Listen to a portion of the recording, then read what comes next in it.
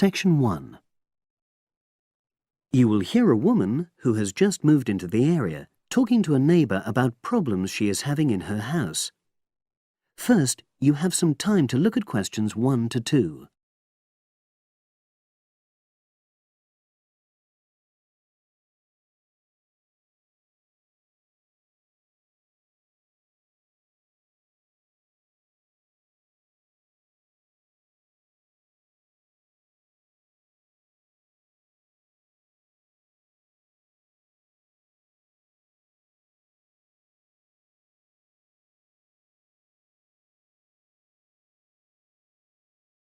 You will see that there is an example which has been done for you. On this occasion only, the conversation relating to this will be played first. Oh, hi Ruth. How are you?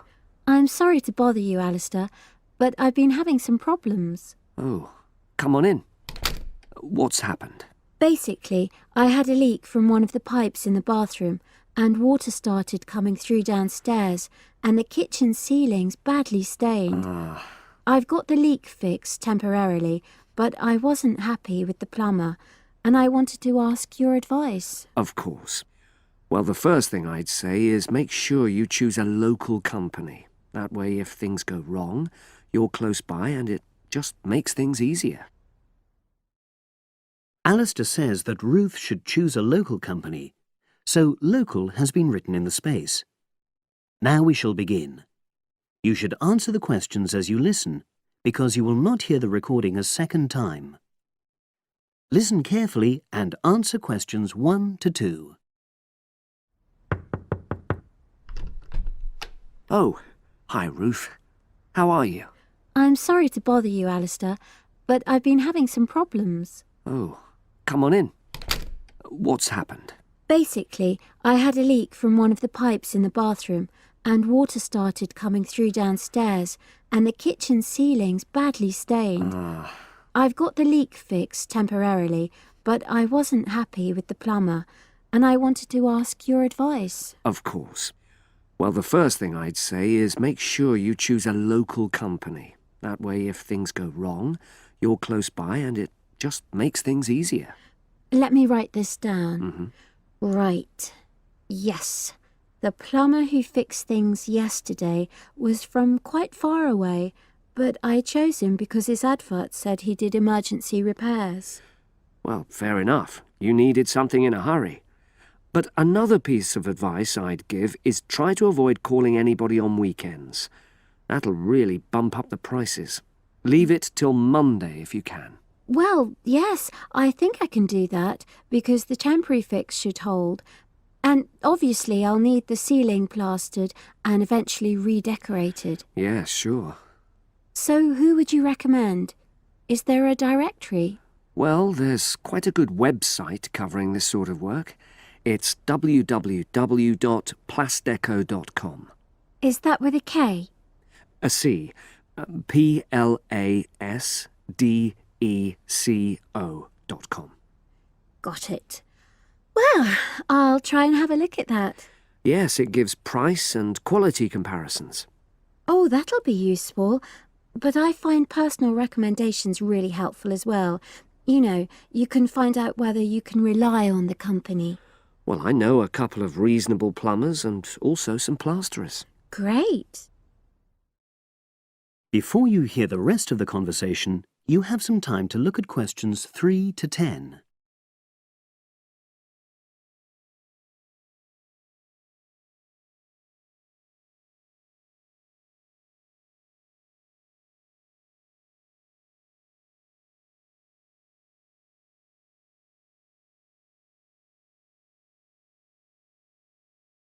Now listen and answer questions 3 to 10. There's a company called Peaks Plumbing. Now, they're a father and son team. They're really friendly and they tell you information you need in a clear way, so they really understand what the problem is. Right, well, that's good to know. Are they reliable? Well, that's a downside. Every single time I've used them, they arrive late. And friends have said the same thing. But is the work good quality? Absolutely. Another one is John Damerel Plumbing Services. He's very good. How do you spell the surname? Damerol. Right, got that. And does he do high-quality work? Well, it's fine, you know, but I wouldn't say that was his main point. Basically, he comes out cheaper, you know, than other people. I sense there's a but. Is he unreliable? Oh, he comes when he says he's coming, but he's not very courteous, and he has the tendency to be messy, you know, so you have quite a bit of clearing up to do. Okay. So it's up to you. They're both good workers, and they won't cheat you. Right. And you said you knew some plasterers? Yes, a company called Simonson Plasterers did our living room last year. We chose them because we wanted some fancy work on the ceiling, around the lights. So they can do a variety of designs? You've got it. But it comes at a premium because they are more expensive, you know. Than the others? Yes. Or you could go for a one-man firm called HL Plastering. Harry Lester. He's fine, very reliable, if all you want is a simple job.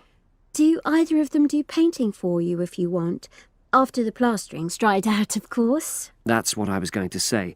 But I should explain that Harry's quite old now, and so he avoids doing jobs which involve tall ladders, you know. But my kitchen isn't too bad for that. I'd have to ask him if he's prepared to do it. Yeah, sure. So I'll start by looking at the website. All those companies are on there, with their phone numbers, etc. Thanks ever so much. You were such a... That is the end of section 1. You now have half a minute to check your answers.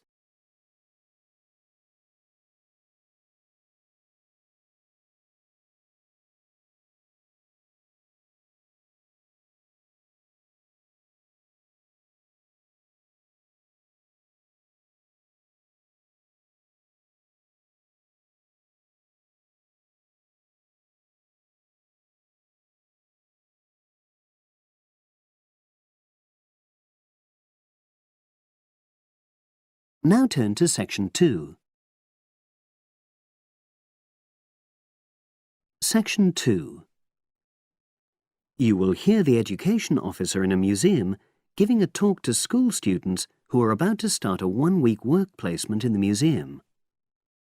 First, you have some time to look at questions 11 to 15.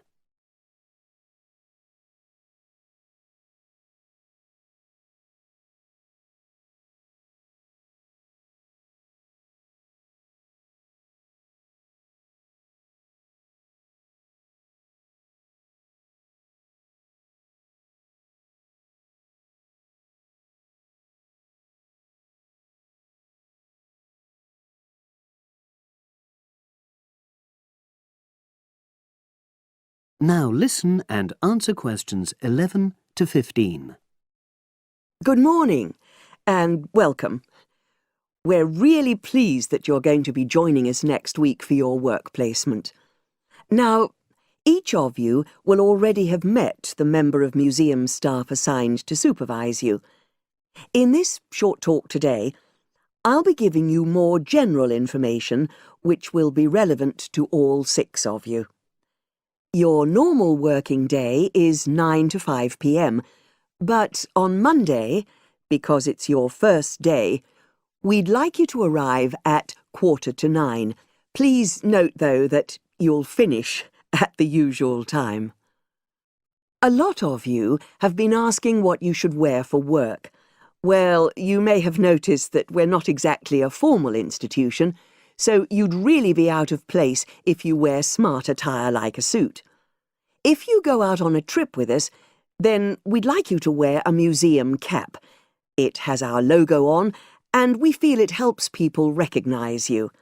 But on a day-to-day basis in the museum itself, we say put on your own casual clothing because you'll be doing lots of dusty, messy work. Now, we don't have an enormous number of rules, but work placement is an excellent preparation for the real world of work, and we expect you to be very punctual and reliable. If you're not well or there's been a hold-up, then what we ask you to do is ring the museum receptionist. He will be in the museum well ahead of opening time, and he'll inform your own personal supervisor in the museum. If you're away for more than one day, we'll inform your school tutor. They'll obviously need to make a note of your absence and follow up if necessary. But most of all, we hope you really enjoy yourselves during the placement. Students say they have a lot of fun, whether it's working with kids in our art workshops held every Monday, or, the most popular, when they go out on our outreach work to residential homes, recording elderly people's memories of school days for our oral history project. So, we hope you feel excited by the prospect of starting next week and well prepared. Your personal supervisor will be there to help you with our health and safety requirements when you start next week, and your supervisors will also brief you about the background to the museum, summarising all the huge amount of information on our website. In the next couple of days, it might be worthwhile if you get hold of evaluations and other notes made by students who've worked with us before. You can get a lot of pointers from them. Before you hear the rest of the conversation, you have some time to look at questions 16 to 20.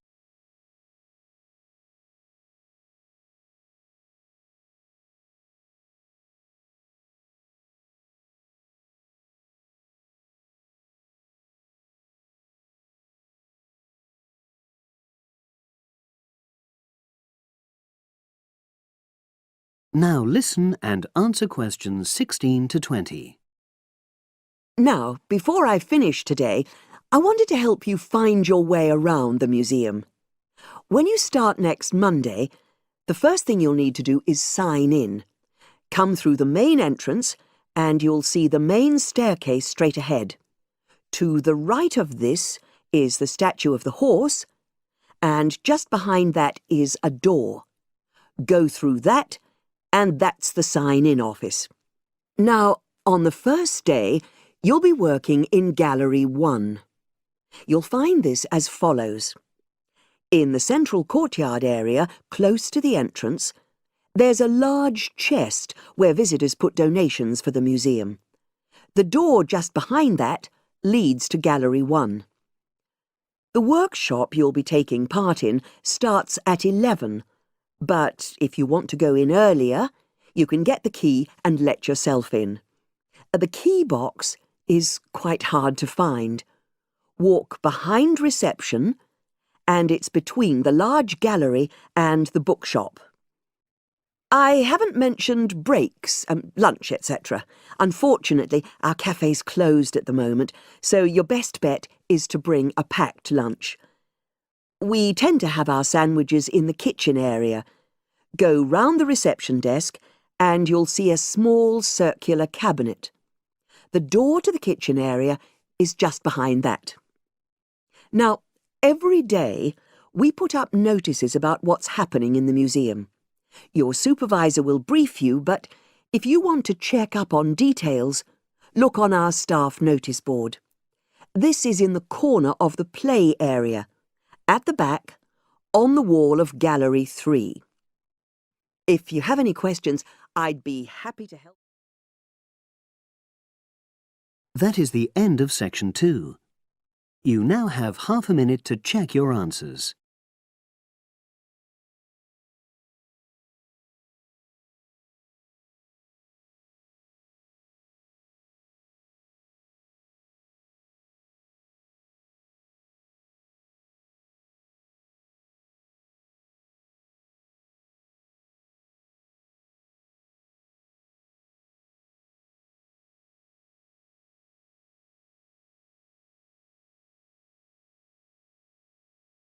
Now turn to section 3.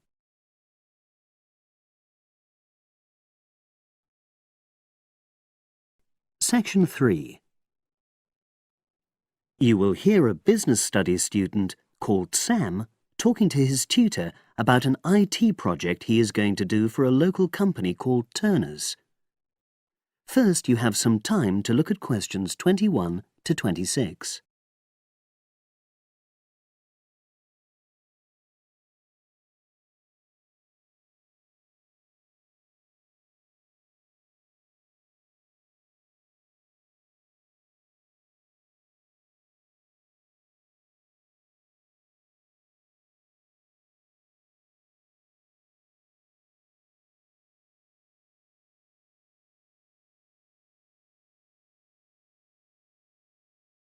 Now listen and answer questions 21 to 26. Hello, Sam. Come in and sit down. Thanks. You're here to discuss your company-based IT project, aren't you? Yes, I've been to see the manager and he's given me a lot of ideas about projects that the company would find useful, but I wanted to ask your opinion about them before I choose one. Yes, that's fine. Now, this company's called Turner's, isn't it? That's right. It's a small engineering company. They make machine components for trade use. They're well established. They started in 1976, but they're a bit old-fashioned. Okay. And what kind of projects did Turner's suggest you could do for the company? Well, they want some improvements made to their customer database. The one that they've got at the moment isn't very useful in some ways.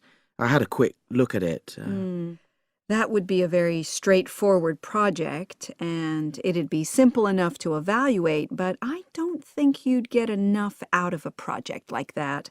You wouldn't learn anything new. Well, another project they suggested is to do with their online sales catalogue. At the moment, customers can look at their products, but they can't actually order them online, which must affect their competitiveness. But I said I thought it would take too long. It's quite a big task. You're right, it's too much for the time you've got. It's a pity, though. Then they want some help with their payroll system. At the moment, the way they calculate pay involves a lot of manual accounting. I suggested they could have a system where employees register electronically when they arrive and leave work, so the hours they do could be transferred automatically. I think you'd get a lot out of a project like that. It would extend your skills, but it wouldn't be too much to take on. A student did something similar a couple of years ago, but this is slightly different. Well, then they need help with their stock inventory. They do everything manually. Really? Yes, and it takes so much time. It's probably very inaccurate, too. An electronic inventory would probably be the biggest single benefit for the company. I'm surprised they haven't had it done before. I know. Then they wanted to improve their internal security. The manager had visited other companies where the staff use swipe cards to access various areas of the building. It sounded useful, but the trouble is I'm not really sure how to do it. Well, I think you're right in that assessment. At the moment, it's probably a bit beyond your level of knowledge. Is that all? Just one more. Customer service. They want to be able to collect feedback from their customers in a more systematic way.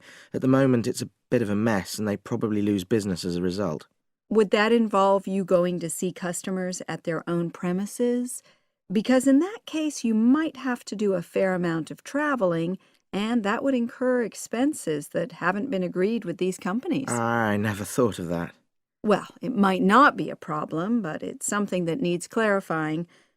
Well, I hope that's been helpful in narrowing down the options. Yes, it has, thanks. I'll be able to make a decision now.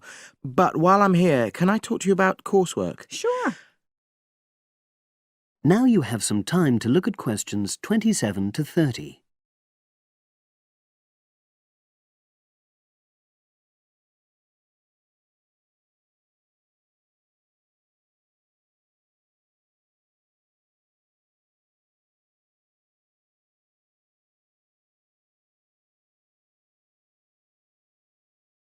Now listen and answer questions 27 to 30. I'm not very happy about the way our group assignment is working. There are some problems. Oh, dear. Are people just not getting on with each other? That's the worst thing. Actually, we're all friends, it's not that. But when we're having a discussion about the assignment, one or two people end up doing all the talking and the rest don't say anything. It's a bit frustrating because we need plenty of debate. Well, that's a common observation. You're studying in a group with people from all over the world, and you all have your own ways of participating. In some places, students are more used to listening than talking, and vice versa. I suppose you're right. I'll try to remember that. Does everyone pull their weight as far as sharing the workload is concerned? I'd say they do, yes. And our group elected a leader. She's very good at making sure no one's overloaded. But personally, I feel that there are just too many of us in the group. Whenever we try to arrange a meeting, there's always at least one person who can't make it. It's not anyone's fault, it's just that we've all got slightly different timetables. Well, I'm glad you've talked to me about it. Feedback is always useful. Is there anything else you're concerned about? There are a couple of problems with lecturers that all the students are talking about. Last semester we had negative feedback about the way lectures were organized. There were several occasions when the wrong room had been booked or the same room had been booked twice, that sort of thing. Is that still a problem? That hasn't happened at all as far as I know. Oh, good. It's sorted out then. But I don't know the reason, but some of the staff often turn up late, so we miss 10 or 15 minutes of our lecture time. It might be because they've been copying handouts for students. I think there's a queue for the machine sometimes. Well, I'll look into that. Thank you for telling me. Anything else? The other thing is that it can be very difficult to get to see a lecturer individually. They're all very supportive and friendly when you do manage to find them, but often they're not in their office, even at times when they're meant to be available for consultation. Okay, that's helpful. Now, before you leave, That is the end of section 3. You now have half a minute to check your answers.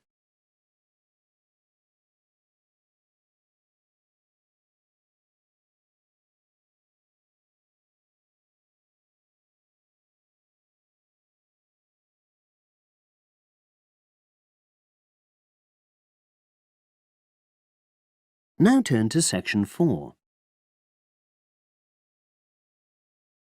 Section 4. You will hear a wildlife expert giving a talk to a group of bird lovers in the UK about a species called the tawny owl. Before you listen, you have some time to look at questions 31 to 40.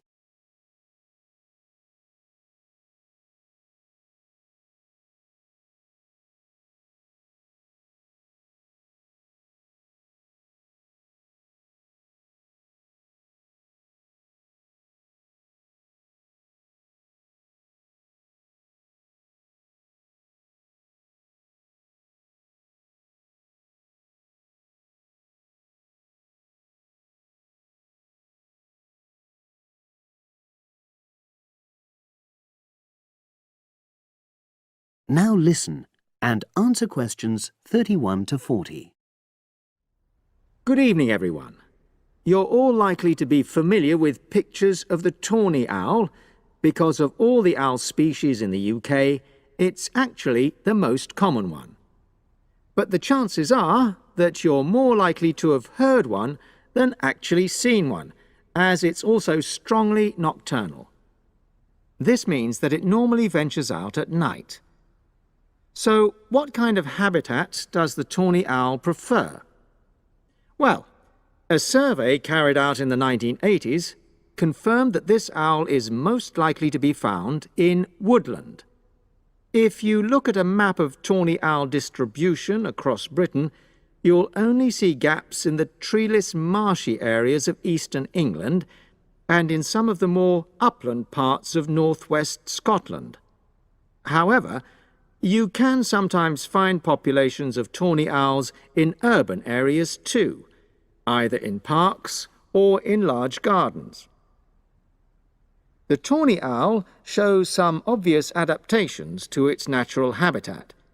For example, both its wings and its tail are short, which helps it to maneuver through the trees. Also, the bird's plumage is a mixture of brown and grey, and this provides suitable camouflage for when the owl perches up against a tree trunk. Then there are its large eyes. The tawny owl's visual capacities are considerably better than those of humans, and although it can't see in complete darkness, it's sufficiently well equipped to be able to navigate its way around woodland on all but the most overcast nights. Another factor that contributes to the tawny owl's success as a hunter is its excellent memory of the layout of different areas. If you combine this ability with the owl's strongly territorial and sedentary nature, most populations of tawny owl are sit-and-wait predators, you realise that it has a good opportunity to predict where prey might be found. Finally, as well as having large eyes, the owl's sense of hearing is excellent, and this helps it to locate potential prey as it sits on its perch.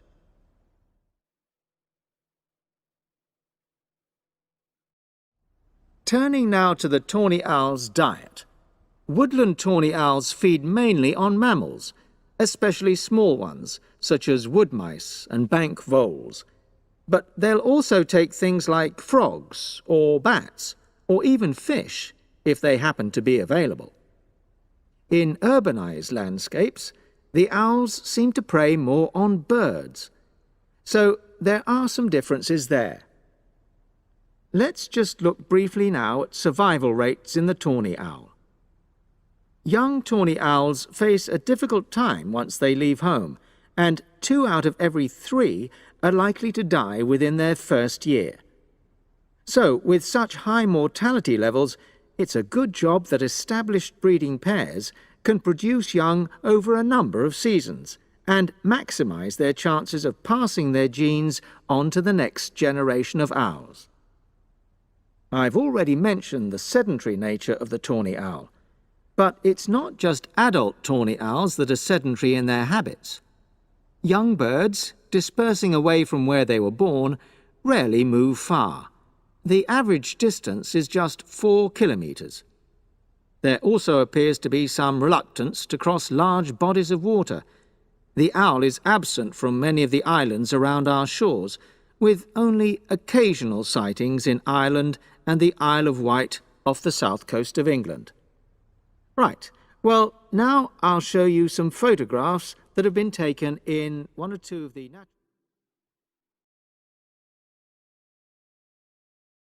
That is the end of section 4.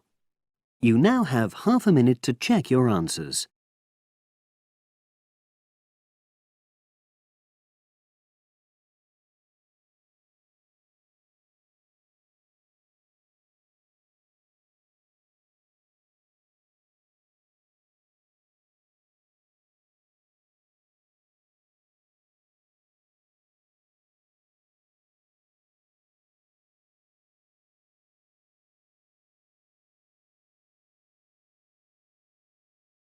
That is the end of the listening test. You now have 10 minutes to transfer your answers to the separate answer sheet.